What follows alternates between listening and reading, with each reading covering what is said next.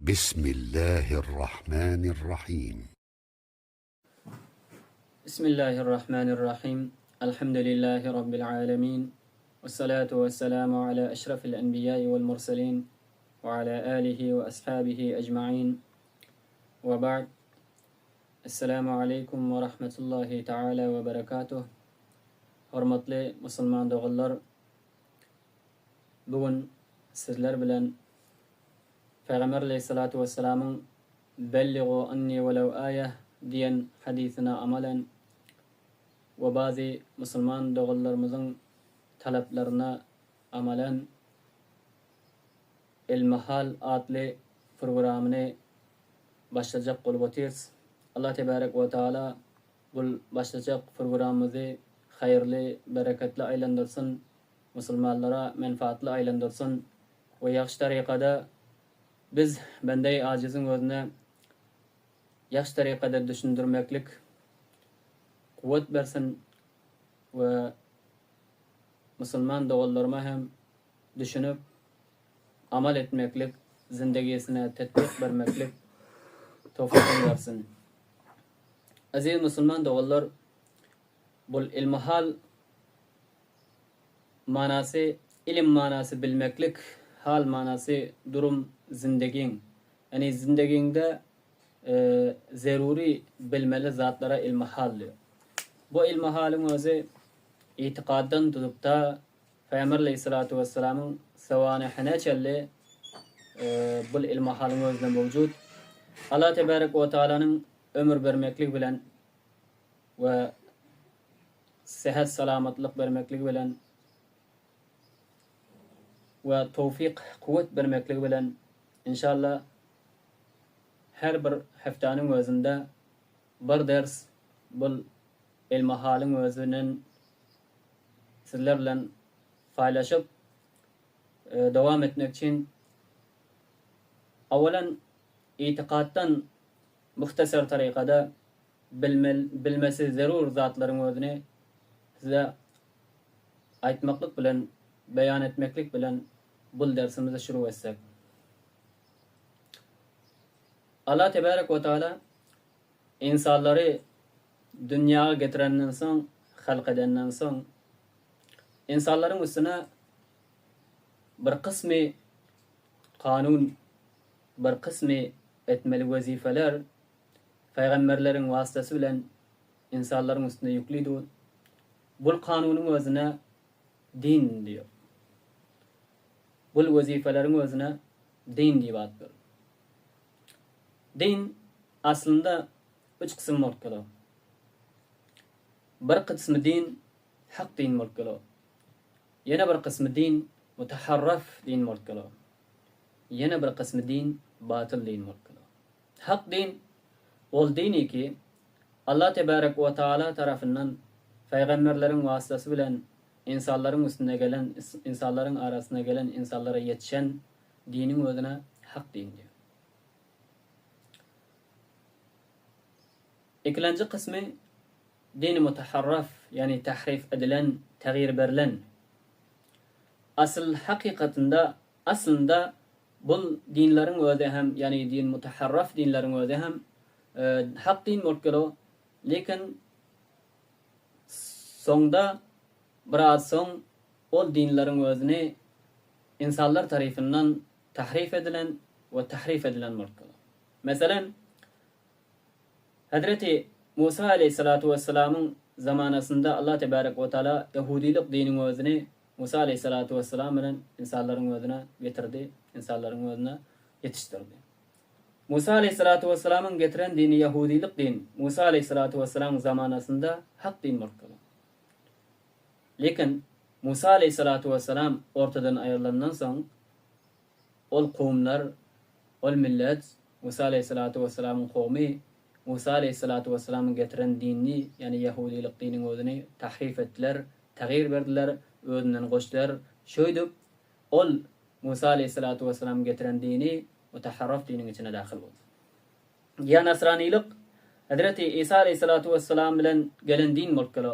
Hazreti İsa aleyhissalatu vesselam'ın zamanasında hak din mülkülü. Allah tebarek ve teala tarafından gelen din mülkülü. Lekin Hazret İsa aleyhissalatu vesselam ortadan gidenden soň ol dinin özüne İsa aleyhissalatu vesselam kavmi Nasraniler ol din taghyir berdiler, tahrif etdiler, özlerinden goşup bir kança zatlaryň özüne köfeltdiler, ya azaltdylar, ya taghyir berdiler. Öýdüp ol din Nasranilik hem tahrif diniň içine goşuldy. Üçüncü din batıl din bolýar. Batıl din Allah tebarek ve taala tarafından gelen din değil, peygamberlerin vasıtası bilen gelen din değil, belki insanlar cahilana, cahillik bilen öldürünün döreden bir dini bolýar. Meselen, bazı insanlar var, bütün özüne ibadet edip okuda edip, ya bazılar yıldızın özüne, bazılar sıkırın özüne, bazılar ay günün özüne ibadet edip okuda edip. O dinler Allah tebarek ve taala tarafından gelen din değil, hak din değil, belki batıl din bolýar.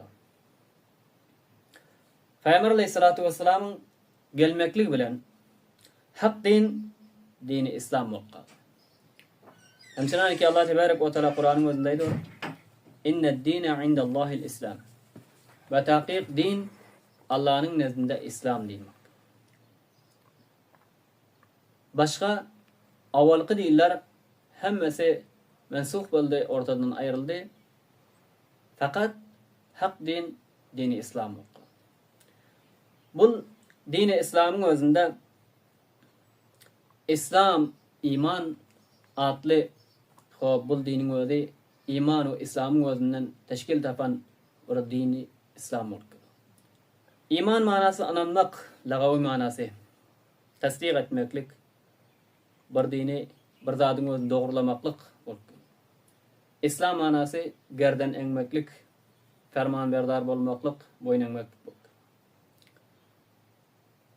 İman köfrak itiqad bilen alaqadar bolýar. Alaqasy köfrak itiqada bolýar. İslam köfrak alaqasy amala bolýar. Her ikisinin hem imanın ve İslam'ın özünün şartları, esasları, bünyatları var. İmanın esasları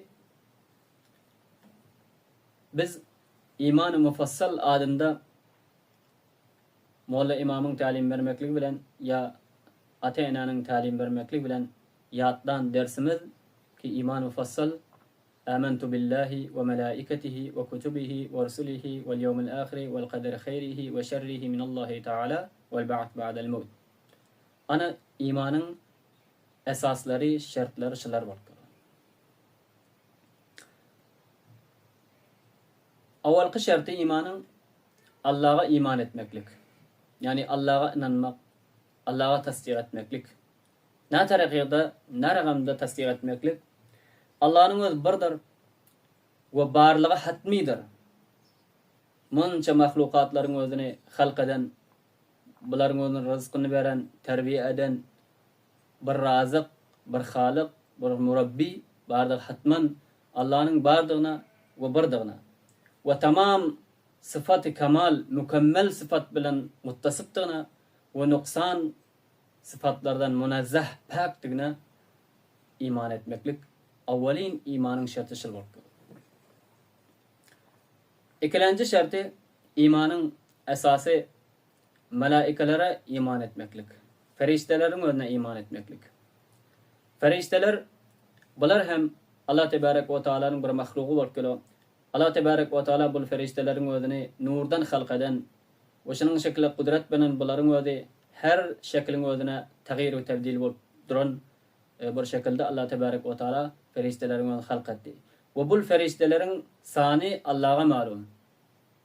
Sani adadi Allah'ın özüne malum. Başka hiç kimse feriştenin näçediğini sani malumdur, Allah'ın özüne malum bolýar.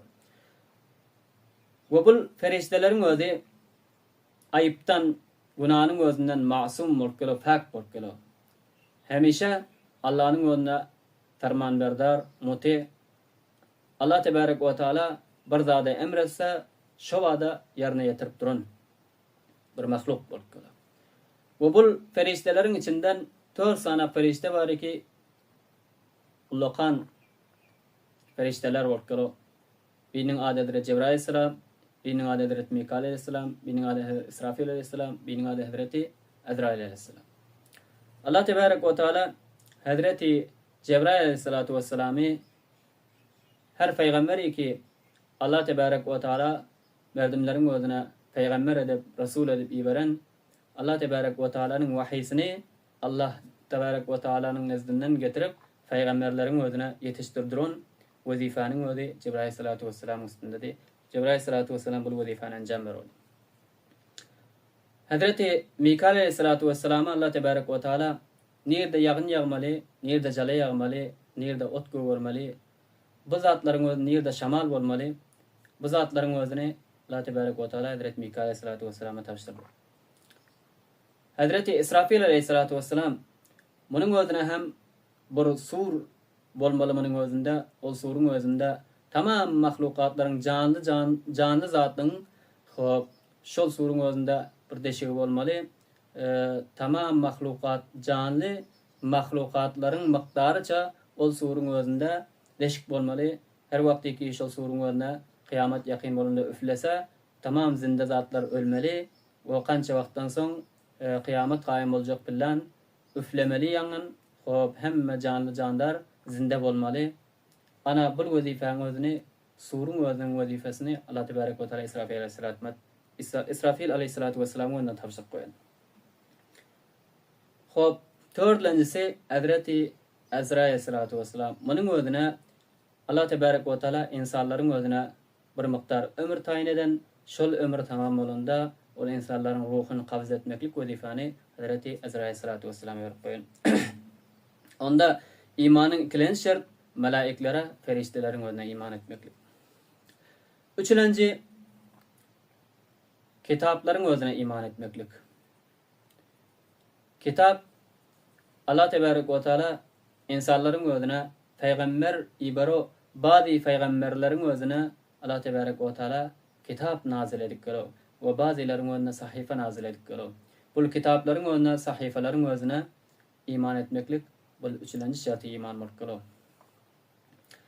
Allah Tebarek ve Teala 4 sana kitap 100 sahife nazil eden. Ve 4 kitabın Zabur adlı kitabı Hazreti Davud aleyhissalatu vesselam'a nazil eden. Tevrat adlı kitabı Hazreti Musa aleyhissalatu vesselam'a nazil eden. İncil adlı kitabı Hazreti İsa aleyhissalatu vesselam'a nazil eden.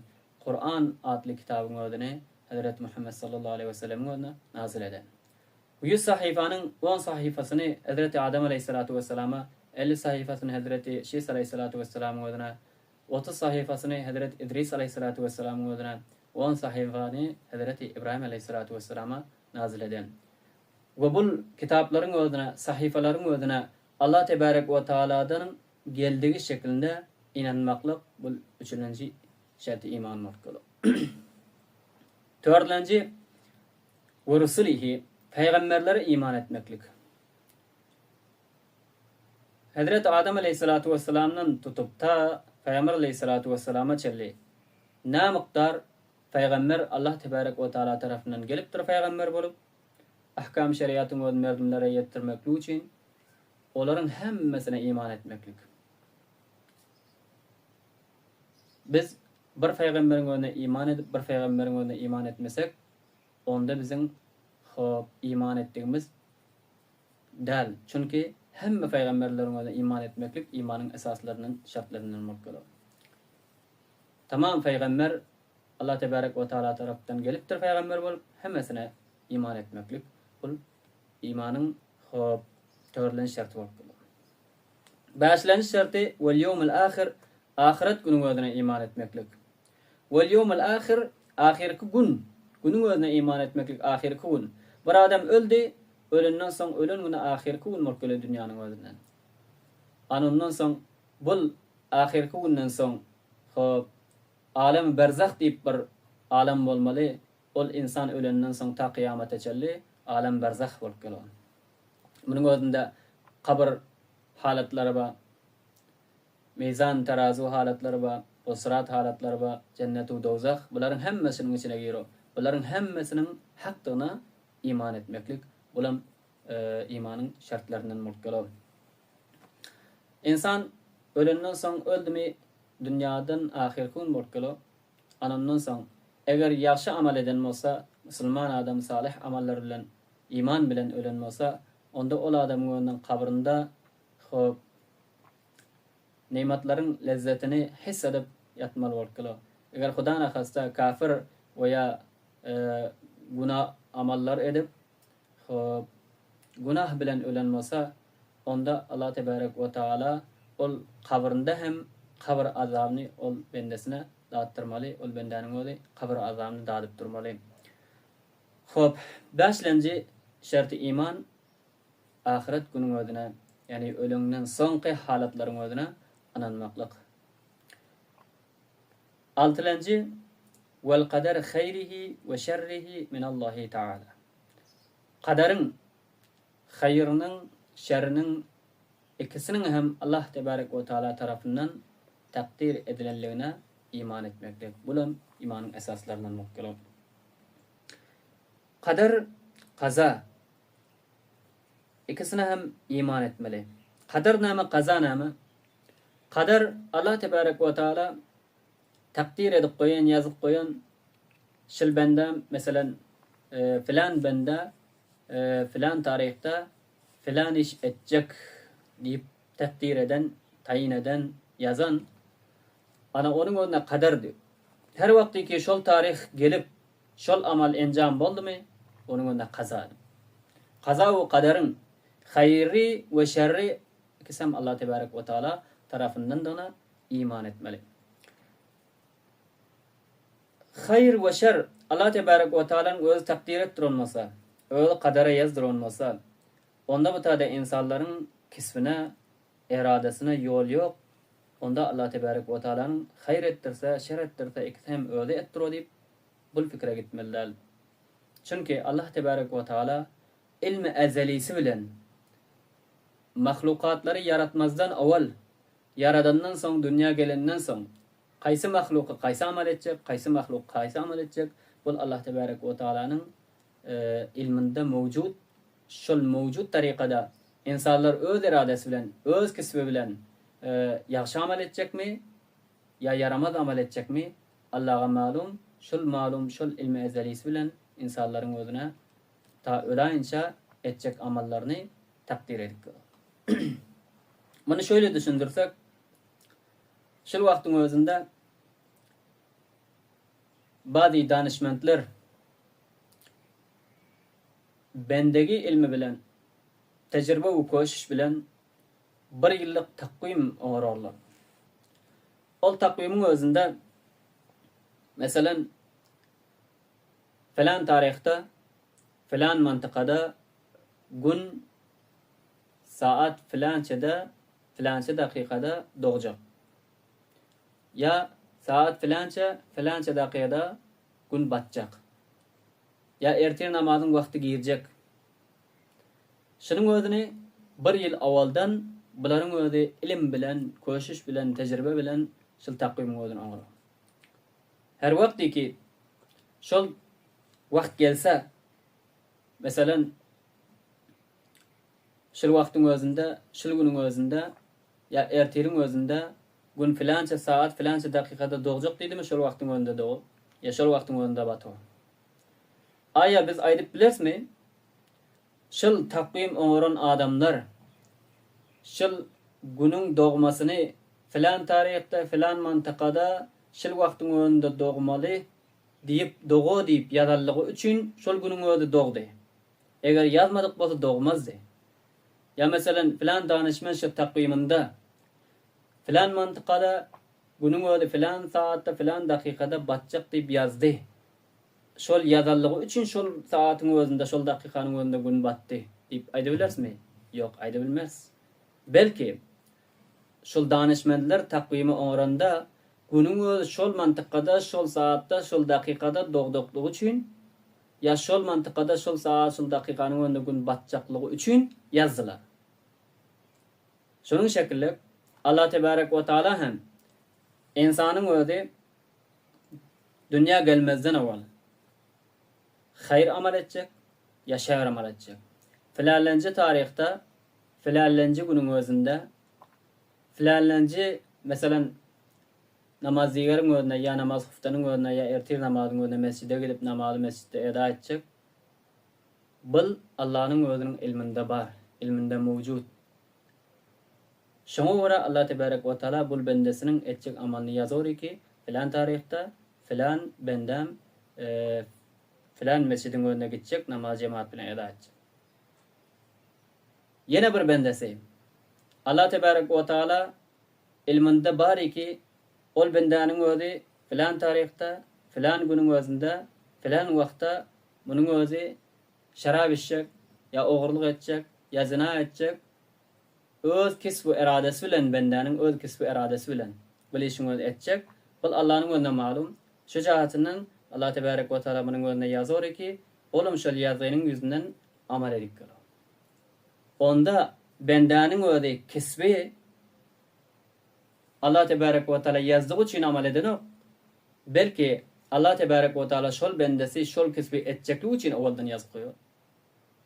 Şu cihatinden bendenin önüne insanların önüne kisvetmek, irade etmek ihtiyar var bulup her bir amalın özünde. Lekin takdir, kaza Allah Tebarek ve Teala tarafından bulup. Vel ba'th ba'del mevt ve ölümden son dirilmeklige ananmak. Bu oldu imanın şartları. İslam'ın şartı bunun özü hem 5 tane bulup. Peygamber Aleyhissalatu vesselam İslam'ın şartını 5 bulup deyip hadis mübareklerde beyan edip kalıyor. Buniyel İslam ala 5. Bina edildi İslam'ın özü 5 zatın üstünde bina edildi.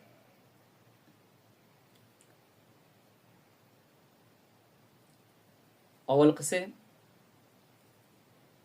şehadetu en la ilahe illallah ve enne Muhammeden Resulullah. Şahitlik vermek inki yok Allah, meğeren bir Allah var. Bir Allah'dan başka Allah yoktuğuna şahitlik etmek. İkincisi Muhammed sallallahu aleyhi ve sellemin Allah Tebarek ve Teala'nın peygamberliğine ve bendesliğine şahitlik etmek. Şahit asıl gözün bilen gören zatına şahit bolmalı bolup. Bir zatı gözün bilen görsen şoňa şahit bolmaly bolup. Lekin Allah Tebarek ve Teala'nın bardygy we birdiги göz bilen gören şekillik hak bolup gelo. Şu jahatinden şahitlik beron men inki yok Allah, megerem bir Allah bar. O şahitlik beron men Muhammed sallallahu aleyhi ve sellem Allah Tebarek ve Teala'nın peygamberi ve bendesi. İkinci İslam'ın şartı 5 vakit namaz bolup. Üçüncü Ramazan ayında roza tutmaklık. Dördüncü malın nisaba yetip üstünden bir yıl öten vaktinde zekat vermeklik. Beşinci kudretin yetse hac etmeklik. Bol boldu İslam ve imanın şartları.